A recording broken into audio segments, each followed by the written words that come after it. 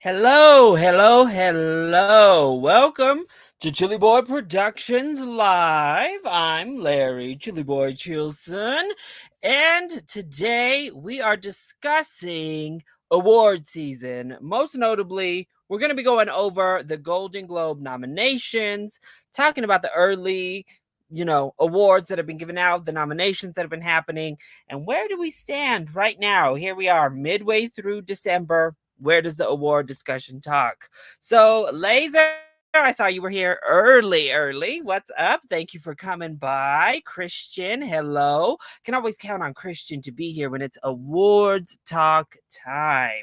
So, I've actually completely avoided the Golden Globe nominations today. So it's going to be like a live reaction. I'm going to be seeing all of the different nominees for the very first time as we discuss them here today. So should be a fun time. Now, this is kind of a return. If you followed me last year through award season, you'll know that I did not actually cover the Golden Globes at all. Usually I would do a review for the Globes, maybe even predictions for the Globes. But since the HFPA, were very racist and didn't want to change their policies until we forced them to, I kind of thought last year was too early to, bring them back into our good graces. I'm still not positive that they've demonstrated change, to be honest. Like, what have they shown the general public in terms of how they've changed their practices, the shady behind the scenes dealings? I'm not too sure. So I'm still not going to focus heavily on the Globes throughout the season, but I hope that some progress has started at least on that front. You see that Sean Chandler doesn't care about the Globes this year. I did not see that. I'll be interested to see. Does Sean usually care? I feel like, I mean, obviously, Sean, we love Sean over here. He's been on the channel actually several times. I've been over there, met him a few times as well. So, hey, Sean, this is not a slight towards him.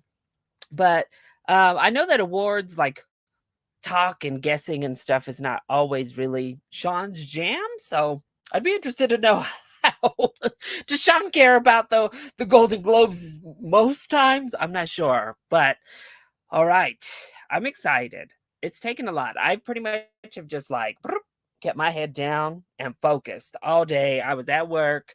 I didn't let myself get onto Twitter and start roaming around. The most I saw was that Zachary Levi. Ooh, Zachary Levi is going to war with the guns. I see. It's a fun time. But I'm excited and nervous because the Golden Globes always like to throw in some curveballs. They always prove to bring some mess to the table when it comes to award season. But we have to just call it what it is. They're the first really big type of indicator for the Oscars. So weren't you on Geekly Good stream, but that was for Oscars, and that was also the first time I ever saw you. Yeah, I've been over on Leo's Geekly Good streams for award season. I really love award season, so I kind of bop around. And Zachary Levi just basically said, Laser wants to know what happened with Zach. He came out and was asked if maybe he could have another role, kind of like Sean Gunn was just given. And he just said, well, when your brother is the man running everything, I guess you get to play whatever role you want. So yeah, he's on the press tour right now, Zachary Levi, for Chicken Run because he took over the Rocky role there. So, whew. And I guess we'll see if Chicken Run is actually a contender maybe today because I haven't heard anything about Chicken Run on the award season leading up. So, let's go ahead and pull up this Google and see what is going on with these nominations. Ooh, I'm nervous. Okay, so I'm just looking at the Variety article for Golden Globes 2024 full nominations list. Okay. And if you don't know, the Golden Globes split theirs up between um, musical musical and comedy versus drama. So there are 10 nominees here as well, and we'll see. who made their cut and how it's looking. Okay. Dun, dun, dun, dun. See, this is the problem with this, though. You got to get all the way through all of this. I also don't think I'm going to be talking about TV much unless there's something really exciting I spot on the TV end. Okay, article. Thank you. All right. Best Motion Picture Drama. The nominees are Oppenheimer, Killers of the Flower Moon, Maestro, Past Lives, The Zone of Interest, and Anatomy of a Fall. 6 nominees. Oh, have they ever nominated 6 nominees in a single category, or did they expand their nomination list this year? Hmm. So I'm not too surprised with most of this. I am actually surprised though that both The Zone of Interest and Anatomy of a Fall made it into this lineup. That's great news for both of those films, obviously, as they continue to vie for awards love. I just did not think they both would make it in here. So, wow. But Oppenheimer, we knew. Killers, we knew. Maestro, we knew. And I think recently we've really solidified that Past Lives is actually a contender. So, if anything, I think it kind of just gives that extra merit to Past Lives, who needs everything it can going with this. So, not too many surprises, just a little bit of a shock with those 2 foreign language films in here. Oh, hey Tyler, thanks for dropping in. Look, I need 6 nominees in a couple of our categories, so I'll be bringing it up. Cinemania World. Make sure you all are following Cinemania World so you can vote on our awards because they are always lit. All right, next category, Best Picture Musical or Comedy. And our nominees are Barbie, Poor Things, American Fiction, The Holdovers, May December, and Air. Was Air a comedy? I feel like Air was very much just kind of like a sports drama. Okay, so we have 6 nominees in each category here. Um, I forget if the Golden Globes doesn't allow animation into Best Picture, but I also kind of thought they didn't allow foreign films into Best Picture either, which, because remember, like Parasite and all them, they didn't make Best Picture lineups because it wasn't allowed to double dip like that. And I think that's what it is with animation as well. But that rule clearly is gone for foreign language films. Thankfully, it was a stupid rule. But Air, I don't know. Do you all consider Air to be a comedy? It's a very very strange thing. And then we look, yeah, May December. A lot of people are saying this is the thing. They're laughing at things in May December because it's like this camp factor of May December is like pushing people, I think, to think it's a comedy or something. But that subject matter, particularly, is not a comedy. I don't know. May December being here also is very strange. There's no Color Purple in comedy or musical. There's no musicals. It's all comedies. There's not a single musical that got nominated here. Oh, wow. So Color Purple's gone, y'all. I think this was it. If it couldn't even get a best musical or comedy nomination, the Color Purple's chances at a best picture nomination are gone. That is wild, actually. So it kind of just dawned on me as I looked. That is shocking that the Color Purple is not here. Yeah, oh, I see it here. They left out Color Purple. Yeah, film enthusiast. Yeah, the people are shocked about the Color Purple right now. Hello, film enthusiast. Thank you so much for stopping in and talking with us today. Wow, that is very, very shocking. Okay, I mean, I guess I'm glad American Fiction is here. Woo! I'm hoping that keeps their hopes alive for that Best Picture nomination because I really want American Fiction to get into Best Picture. Barbie, we all knew. Poor Things, we all knew. The Holdovers, I think we all knew. It's just, oh, gosh, May December is going to get in, huh? No offense if you loved May December, because I know a lot of people loved it. Wasn't quite my cup of tea. But I just think there's other films. Huh. I just can't. I'm like shocked that The Color Purple did not get this nomination. Wow. Hmm. Okay, not a good look for appreciating black talent. Ugh. Makes me nervous to scroll down and see what is nominated in these acting categories now. I guess thank goodness they I get what covered themselves slightly with American Fiction, so they said that's enough. Um, oof. Okay, on to what's next. Best Director, Motion Picture.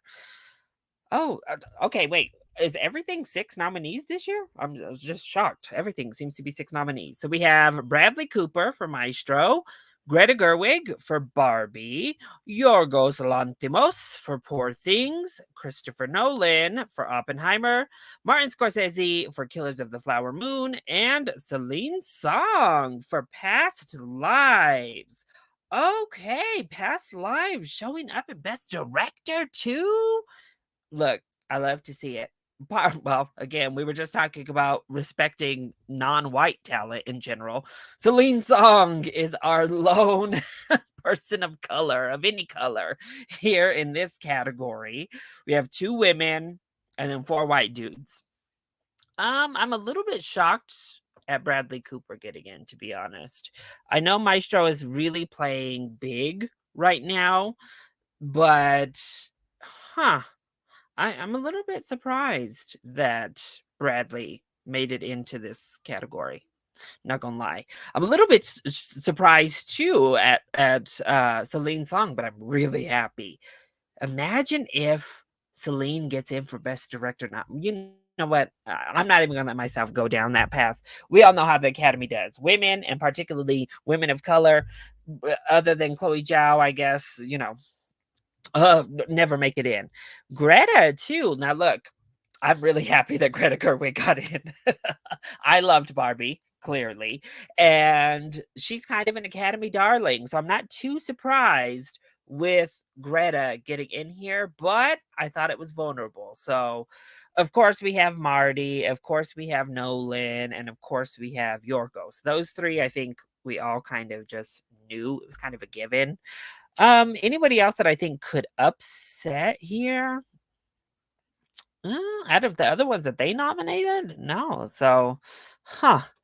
Very, very, very, very interesting lineup for Best Director there from the Globes. Okay. Okay. Past Lives doing well. Always makes me happy. Yes, people have remembered it. Christopher Nolan, the best S tier. Oh, he said he the best. Nolan is sweeping.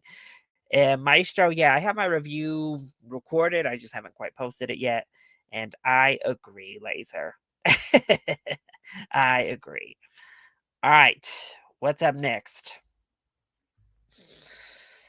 So scrolling on down, our next category, best screenplay. Now, another difference here is that the Globes do not break it up. There's no original versus adapted screenplay with the Golden Globes. It's just straight up best screenplay. So if they get in here, a pretty good chance they're going to get into their category over at the Oscars. So we have Barbie made it in. Okay. Poor Things. Oppenheimer. Killers of the Flower Moon. Past Lives. And Anatomy of a Fall. Look, I have not had the opportunity to see Anatomy of a Fall yet, but I'm really excited to see it because it just has been getting so much praise. Thank you so much, Laser, for stopping in. I really appreciate the support, and I hope you have a great rest of your night. Um, but I've heard so much support for Anatomy of a Fall. I just haven't had the opportunity to see it yet. So wow, it got into best screenplay too. This is making a real run for picture for getting into the 10 on best picture. This last few slots on best picture I think are actually going to be very, very competitive. Barbie, I think we all know is getting nominated for Best Original Screenplay. Poor Things, not surprised there. Oppenheimer, not surprised. Killers, not surprised. Past Lives, I'm just so happy that it is performing like this at all of these award shows and is showing up in such strength. I think that's kind of like the little engine that could, after last year, where we had Everything Everywhere All at Once debut so early in the year, also obviously in Asian cinema, and here we Asian cinematic masterpiece for me. Both behind the camera with one of the directors as well as the on-screen talent. Here we have it again with the behind the camera and the on-screen talent, all from Eastern Asian descent. It's fantastic. So getting to see that happen again this year with just the huge support is amazing. I love it. Let's see. Christian says Past Life should win out of the ones I've seen. Haven't seen Anatomy of a Fall yet either. But Barbie or Poor Things will probably take it, I think. I kind of lean towards Poor Things because it's just so flashy. So flashy. All right, moving along, we got Best Performance by an Actor in a Motion Picture. We have Bradley Cooper, Maestro. Okay. Cillian Murphy, Oppenheimer. Yep, of course. Ugh, Leonardo DiCaprio, Killers of the Flower Moon. Coleman Domingo, woo woo, Rustin, thank goodness. Andrew Scott, Andrew Scott for All of Us Strangers got in for performance. You know what? That's a nomination I would have loved to see for screenplay is All of Us Strangers, but I'm so happy to see Andrew Scott and Barry Keoghan for Saltburn. Okay. You know what? Maybe the Globes are taking it this year because that, if only we could have booted out Leo, that's a GOAT list. That is a fantastic list. Take out Leonardo DiCaprio, replace him with either Jeffrey Wright or replace him maybe with Paul Giamatti, in my personal opinion. Maybe replace him with Garcia Bernal, but I know that was a pipe dream off in the distance. This is I love this list for best lead actor, y'all. I just wish Leo wasn't here. Look, y'all, I'm gonna be on the Leo hate train. The DiCaprio anti-train for this award season because I don't know, it's not my favorite DiCaprio performance, and there were just so many fantastic acting performances this year. Zac Efron should be here over him. Like, there's so many other actors who could have taken that spot, and I just think DiCaprio, I mean, it's fine, but I thought he got ate up by Lily. I thought he got ate up by Robert De Niro. So I'm not too happy with that. But wow, is Andrew Scott back in contention? And Barry Keoghan also kind of gaining a little bit of late game momentum again. We'll see. But I think we all knew Bradley, Cillian, Leonardo, and Coleman were here. Coleman was the one I was most scared of, them snubbing. So I'm so happy to see Coleman Domingo got in. Yeah, I know it's maybe not popular. Leo is so good. He's always good. He's always good, but I don't it's not his best performance by a mile. And to me, yeah, I think we could have left Leo. If, you know what I feel like? You know how Meryl Streep, how come Meryl Streep got this huge backlash for years about performances? Why are we not having this backlash with Leonardo DiCaprio? Like, every time he comes out with a movie, Leonardo DiCaprio automatically has an Oscar nomination. It's kind of like, okay, we get it. Leo's great. We know Leo's great. He's going to be good in everything he does. But come on. So where's the Leo backlash? I feel like actresses get that kind of backlash. Like, ugh, she's nominated again. Gosh, let somebody else get the awards for once. But Leo, everyone's like, yes, give Leo the award every year. Maybe people think Leonardo DiCaprio deserves the award for convincingly kissing a woman over 25 in Killers of the Flower Moon. Ooh, no. Okay, let's move on. Let's move on before I get drugged to next year. All right, moving right along. we have Best Performance by an Actress in a Motion Picture. And the nominees, woo, Lily Gladstone, Killers of the Flower Moon. Not really shocking, but still very happy to see it. Carrie Mulligan, Maestro. Sandra Hüller in Anatomy of a Fall. I think she really needed this, and this cements her, I think, really well into that lineup. Annette Bening with Naiad. Oh, she got in. Okay.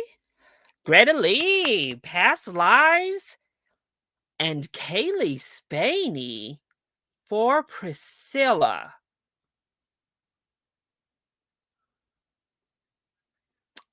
Oh, this list is wild. This list is wild. Okay. No Emma Stone, who was presumably the front runner for this award, like neck and neck with Lily Gladstone, but some people were ready to just carve her name into it, and Emma Stone completely misses at the Golden Globes when her film was nominated for director, screenplay, and picture. They loved the movie, and they didn't nominate Emma Stone. Oh, that is wild. No Fantasia, which I find to be very disappointing, to be honest. I've seen The Color Purple as well. I thought she was really fantastic. But once they didn't nominate Color Purple in picture, I'm nervous. It's not even going to get a supporting actress nomination, and it could be argued to have two. But I knew Fantasia was probably missing when it came here. No Margot Robbie for Barbie. Huh. This is quite the list. I'm like shook by this best actress list, y'all. This best actress list is wild.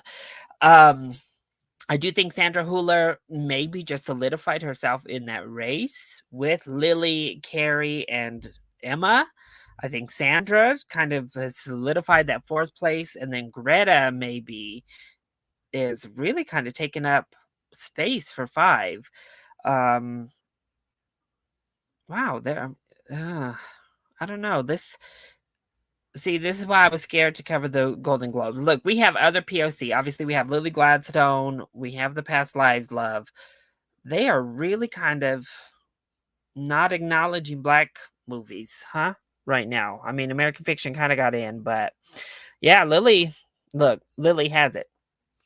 Right here at the Golden Globes, Lily Gladstone has it. If Lily Gladstone doesn't win this Golden Globe, it's gonna be quite the shock, and I think we're gonna have a big race for lead actress. But I mean, she should have this in the bag. Carrie Mulligan, maybe, but I think Lily has this one tied up. So, all right, to best performance by an actress in emotion. Oh, I'm so stupid.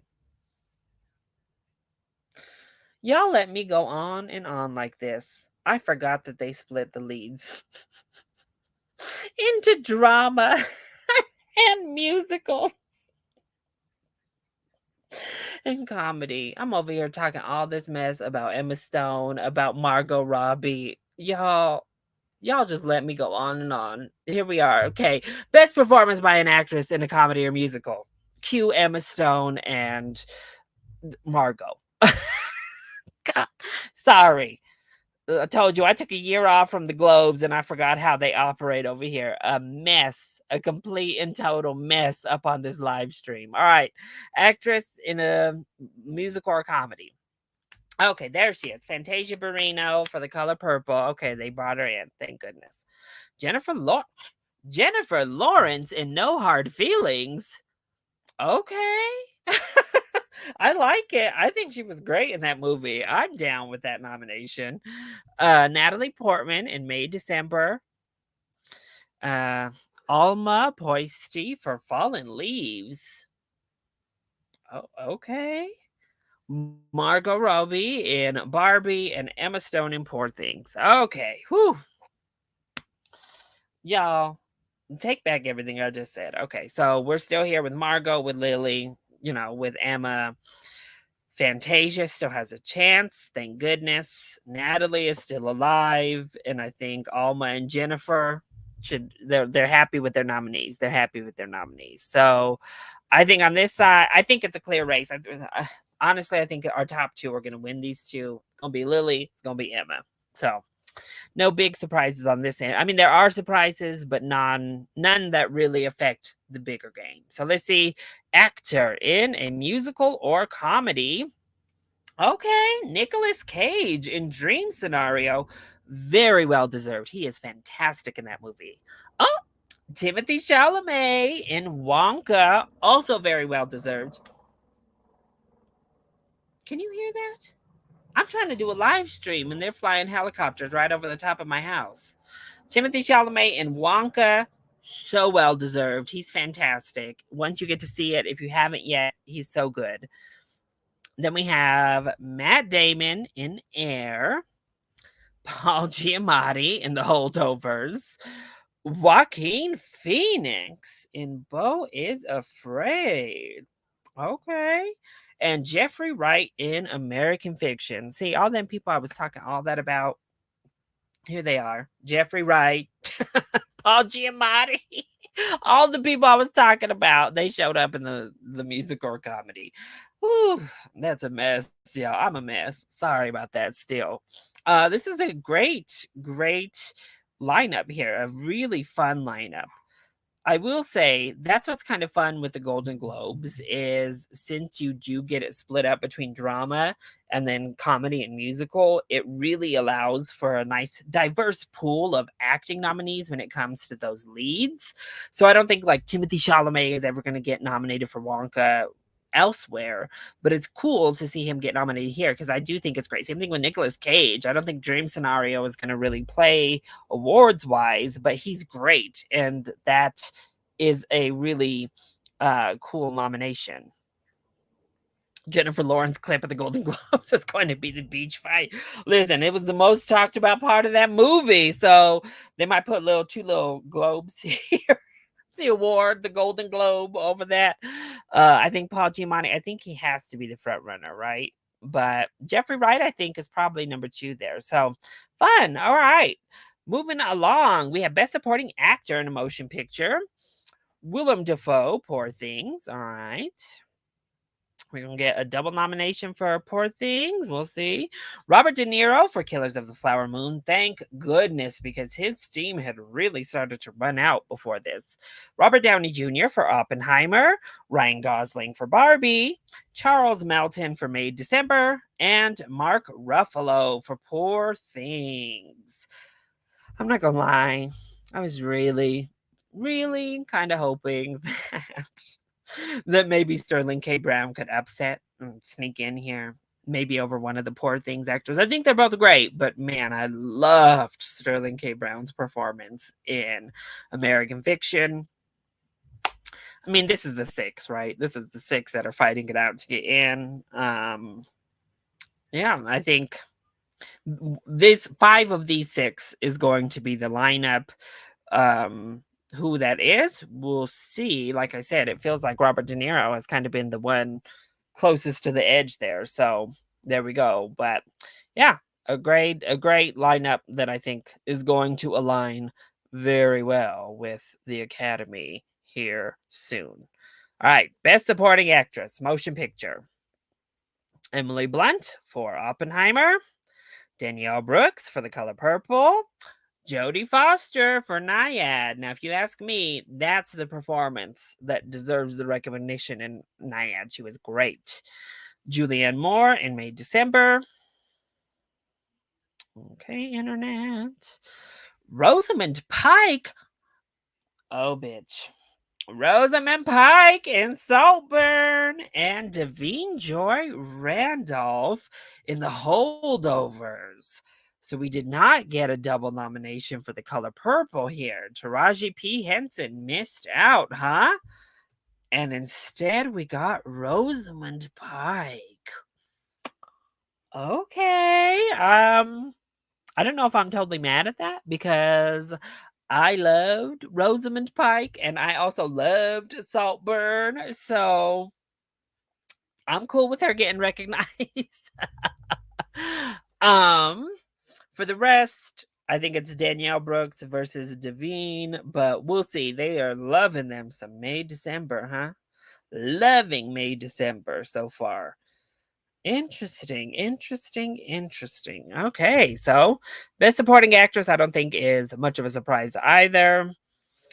Best TV series drama, y'all. I'm sorry, Okay, go Last of Us. That's what I say for best TV series drama. Best TV series musical or comedy. I've literally not watched a single one. Sorry, not sorry. Best performance by an actor in a drama. Go Pedro Pascal in The Last of Us. Actress in a drama. Go Bella Ramsey. Woo! Actress in comedy or musical. Yeah. Actor in a comedy or musical. Cool. Supporting actor in television. Great. Supporting actress in television. Wonderful. Best limited series, anthology, or TV movie. Anything here? Probably say go Fellow Travelers. Performance by an actor in a limited series or anthology. Oh, I was hoping my bae Tom Holland would sneak in again because he did get another nomination. But woo, Matt Bomer, get it. Actress in the same category. Yay, I don't know. All right, now back to the film categories. Sorry, I'm just going through literally the way that Variety has this thing broken down. All right, so we have next up Best Original Score Motion Picture. Ludwig Göransson, Oppenheimer, naturally. Jerskin Fendrix, Poor Things. Okay. Robbie Robertson for Killers of the Flower Moon. Mika Levy in The Zone of Interest. Daniel Pemberton, bless, thank God, for Spider-Man Across the Spider-Verse, and Joe Hisaishi for The Boy and the Heron. All right, that's what I love to see. The Boy and the Heron getting in for Best Original Score. Oh, okay. So I think this is a pretty good list. Again, I have not seen The Zone of Interest yet. Yeah, I don't see a problem with this list. I'm rooting for Pemberton, or obviously Goranson is probably running away with this, but I do, I think there's a world where Pemberton wins. If that doesn't win, I want it to be Across the Spider-Verse, yeah. And those are our top two for sure, Christian, in supporting actors, I think. All right, moving right along. Best Picture Non-English Language, Anatomy of a Fall. Fallen Leaves. Okay, maybe I need to hunt down this Fallen Leaves. Io Capitano. Okay. Past Lives. Um, I mean, I guess I don't know the breakdown, but there was a lot of English in Past Lives, and it's a US. Like, on top of the fact that there's a lot of English in Past Lives, it's also a US film.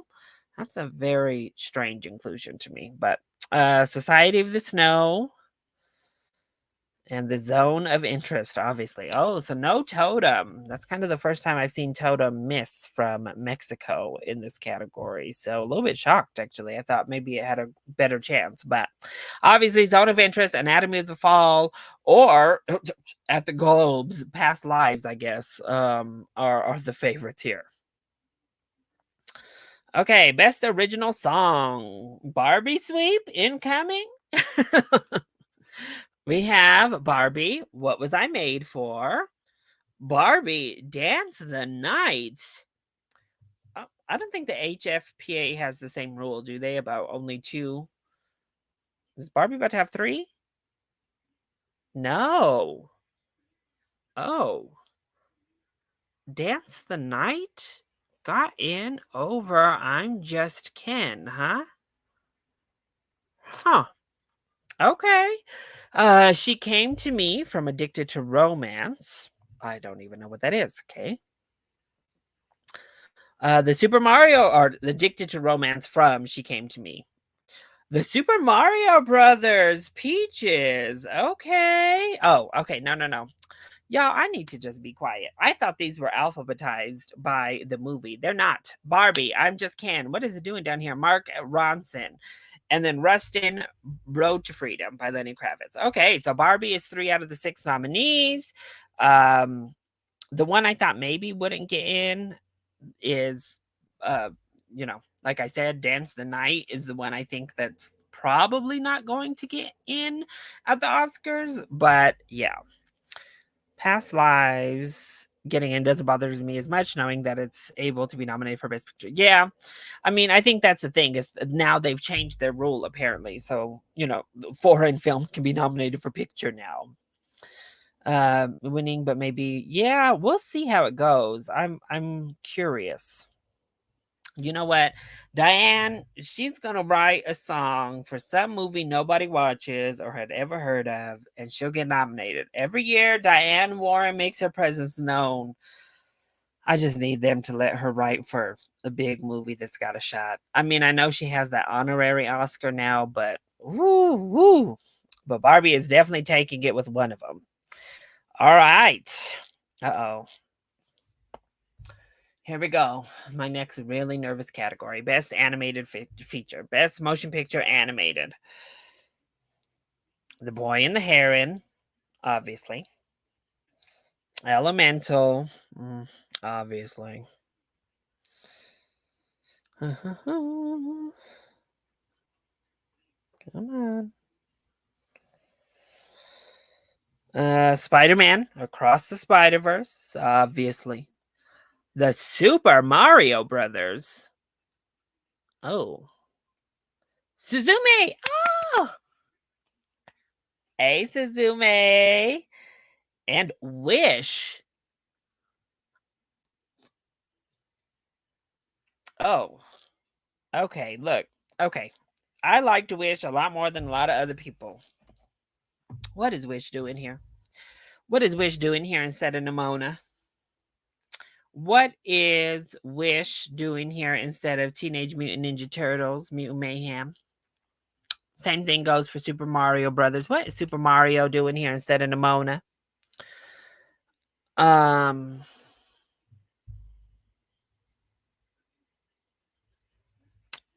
I okay, well, that list, listen, that list was a little bit of a mess for me. That was not what I wanted to see at all. Um Super Mario Brothers obviously has on its side box office.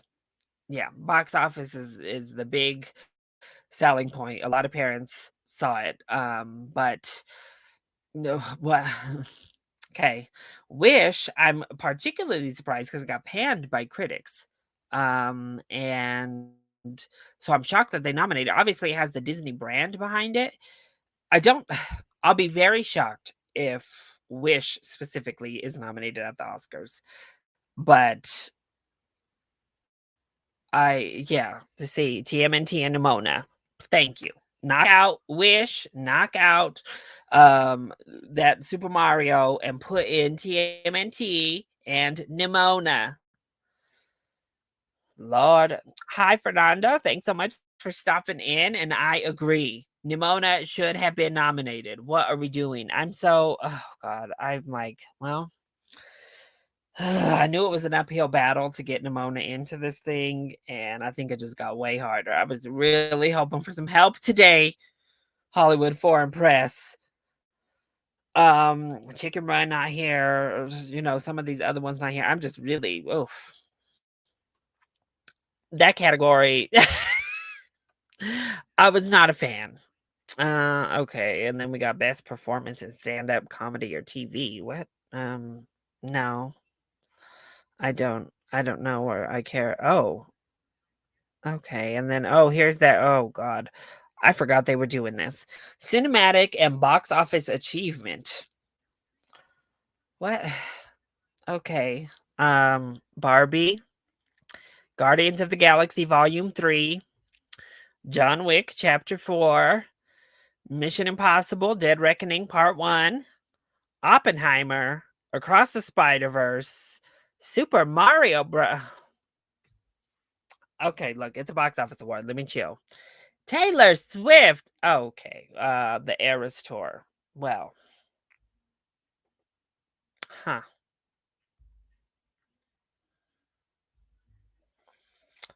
Huh. Well, um, okay, so we got box office and artistic achievement. Uh, I mean, look, how do we judge this? Because obviously they loved Barbie, and Barbie is the box office champion of 2023. Obviously, it's a good movie. It was well received. Barbie should win.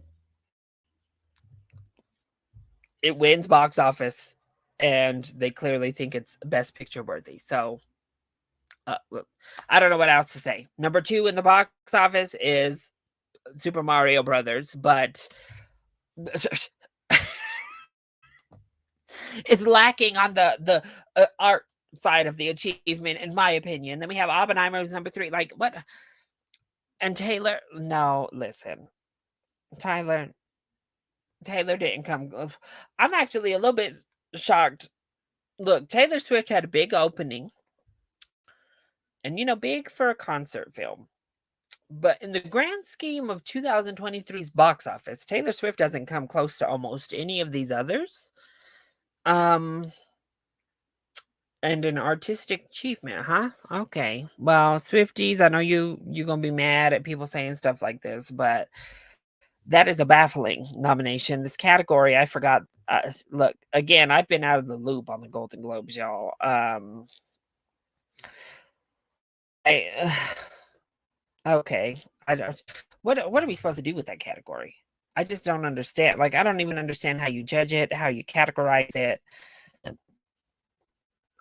Give it to Barbie. I don't know. What else are we supposed to do with that type of category? What a weird one. So that was the Golden Globe nominations. Huh. Let me go ahead. So let me look and see. So we have the National Board of Review, obviously. And I need to see what is the over. Is there anybody there that really kind of missed out when it came to this Globes and kind of like screwed themselves out here? Because so far, this early in this season, it's felt like I know everybody's been cheering on Oppenheimer. To me, early season has really indicated toward Killers of the Flower Moon a little bit heavier. Obviously, with that National Board of Review naming it the best picture of 2023 or best film. But Lily Gladstone has also really dominated the early part of this season. Hmm. Oh, hey, Hannah. Hannah, De Niro made it. He got in on supporting actor at the Globe, so they did something right, Hannah. But they left off our turtles. No TMNT for best animated feature. Mario took the place of the turtles, Hannah. Super Mario. So let's see. Really, there's nothing here that shakes anything up. To be honest, I'm gonna just be honest. The only thing that is shaken up is that I think The Color Purple's dead in the water. If The Color Purple can't get in here for best musical, Color Purple's not getting in for best picture. So that's out of the question. We can just move that along. That song by Halle Bailey, I don't know, it didn't get in here. I'm real nervous about Nimona's chances now. So those are my big takeaways from these damn Golden Globe nominations. But yeah, does anyone have any other big takeaways from this? Looking at just what's been winning so far, holdovers. Yeah, I mean, past lives, I think, is really the next takeaway, as well as Anatomy of a Fall and Zone of Interest being so prevalent here. Yeah, Color Purple's been missing at National Board of Review and AFI. Exactly. Color Purple needed a nice day, I think, at the Golden Globes to jump back in, and it did not have that. So instead, I'm really thinking that American Fiction has moved up while the Color Purple is out, like completely gone. Meanwhile, this gives me no insight if into Across the Spider-Verse and The Boy and the Heron, if one of those two are able to sneak in to Best Picture, because I don't think they allow it. Maybe they do now. Like I said, they didn't used to allow double nominees for foreign film. Yes, Bella and Pedro both made it in. Of course, The Last of Us also making it in. So, look, that's the only that's the only thing I'm cheering for in any of the TV categories. Am I being gaslit by the Golden Globes, or wasn't Dead Reckoning Part 1 considered a box office disappointment? Well, yes, it very much was. The Golden Globes, that's why this category is actually baffling, because you have Taylor Swift, who made what, 2 to 300 million at the box office, competing with these other films that made triple to quadruple that. So what are we doing? Um, in the same token, I'm like, I don't know. This look, they may as well have put in Killers of the Flower Moon here in, box office achievement, if we're gonna put in Mission Impossible. Come on now. No, but I don't know. I really need to see Zone of Interest, and I really need to see Anatomy of a Fall after this. I have access to one of them, I think, right now, but I think my post office lost my Neon book. I'm mad. Like, I think they have lost some of my things because I still have not gotten my Neon book, and I want it.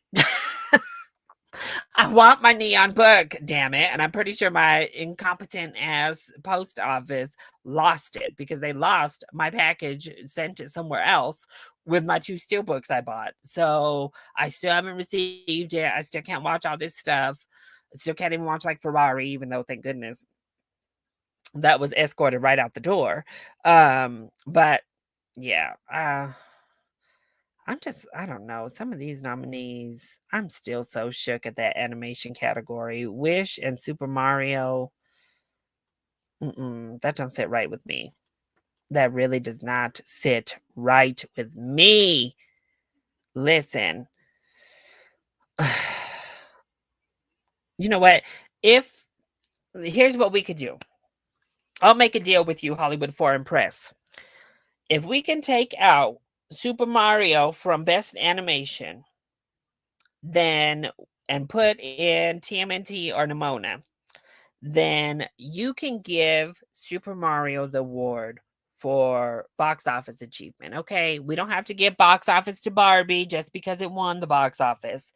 If we can take it out of animation, I'm willing to give Super Mario Brothers the box office award. Okay, is that a deal? Hollywood Foreign Press, since you all, you've made a history out of taking bribes and doing all these bribes and stuff.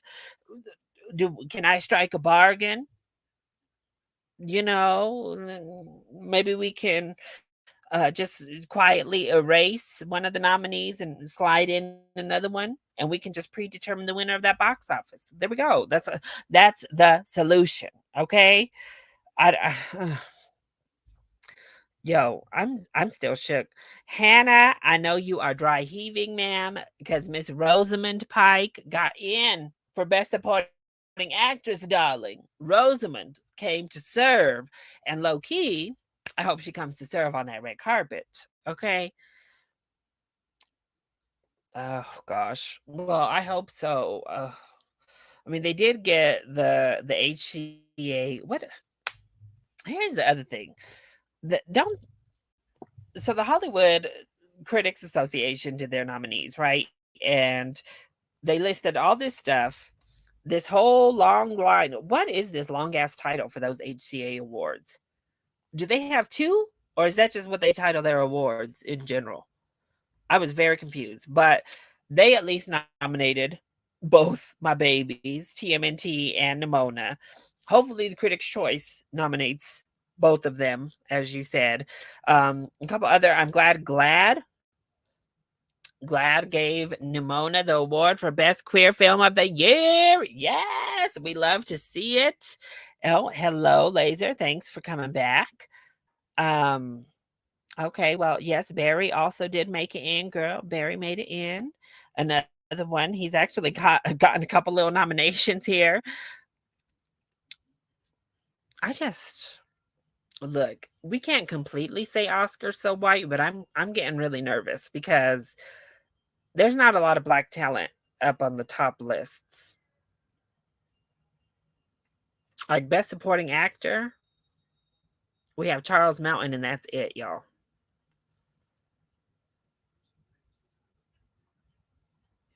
And that's gonna be the lineup. Charles Mountain is our only chance for even a touch of color in best supporting actor this year. Yeah. And our biggest category for black talent is supporting actress, which also doesn't quite sit right. Like that's the category we think these women and these talents deserve to be nominated for only. Okay, well, also though, I still am shocked. Air as a comedy? Like um Air as a comedy. May December as a comedy. Hmm.